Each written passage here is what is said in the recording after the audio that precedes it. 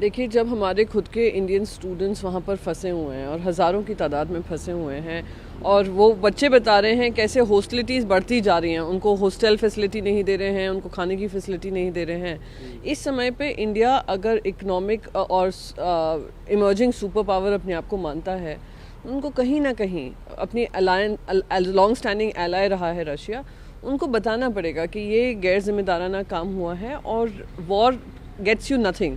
इतने सैंक्शंस उन पे आ गए, स्टांस लेना ये मेरे हिसाब से ज़रूरी था फॉर इंडिया, नॉट क्योंकि किसी के दबाव में आ रहे हैं, नॉट क्योंकि हमारे लॉन्ग स्टैंडिंग एलाय है, पर क्योंकि जो हमारा नॉन वायलेंस को लेकर और ये सोच है कि violence will not be able to get you anything, उसको आगे बढ़ाते हुए एक निर्णय लेना चाहिए था।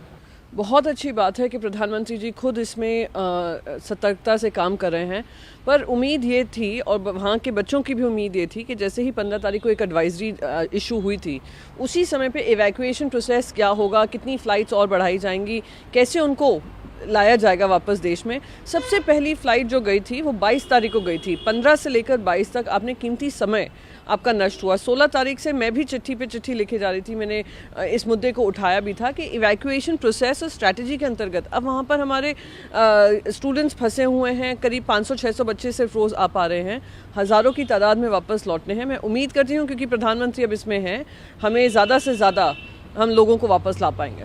बिल्कुल, आप ये देखिए, हिंदू मुसलमान का विवाद करते हैं, जातों में विवाद करते हैं, आप ध्यान भटकाने की बात करते हैं, डायनेस्टी वर्सेस राष्ट्रभक्ति, ऐसे ऐसे मुद्दों पे बात करते हैं, पर बात उस पे नहीं होती है कि रोज़गार का क्या हो रहा है, बात इस पे नहीं होती है कि स्वास्थ्य की जो समस्याएं हैं उसका क्या हल हो रहा है, अर्थव्यवस्था की बात नहीं होती है, महंगाई की बात नहीं होती है, महिला सम्मान की बात नहीं होती है।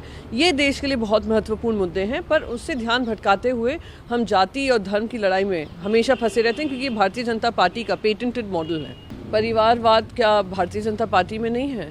क्या आज खुद प्रधानमंत्री मोदी जी उन लोगों के लिए कैंपेनिंग नहीं कर रहे हैं जो परिवार से रिश्ता रखते हैं?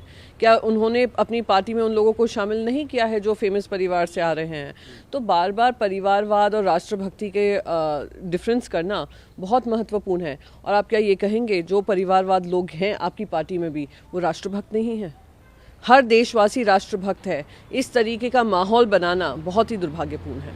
नहीं, वो कर सकते हैं, अपने इंडिविजुअल चॉइसेस हैं। उन्होंने कहा है कि उनको लगा कि गुलाम नबी आज़ाद जी का सम्मान नहीं हो रहा था, पर खुद गुलाम नबी आज़ाद जी, अगर आप देखेंगे, इतने सालों तक एक सीनियर लीडर बने रहे थे कांग्रेस पार्टी में। ये उनके अंदरूनी सोच विचार के अंतर्गत चल रहा है और मैं इस पर ज़्यादा टिप्पणी नहीं देना चाहूँगी, क्योंकि सब इंडिविजुअल की चॉइसेस होती हैं, पॉलिटिकल प्रोसेस होता है।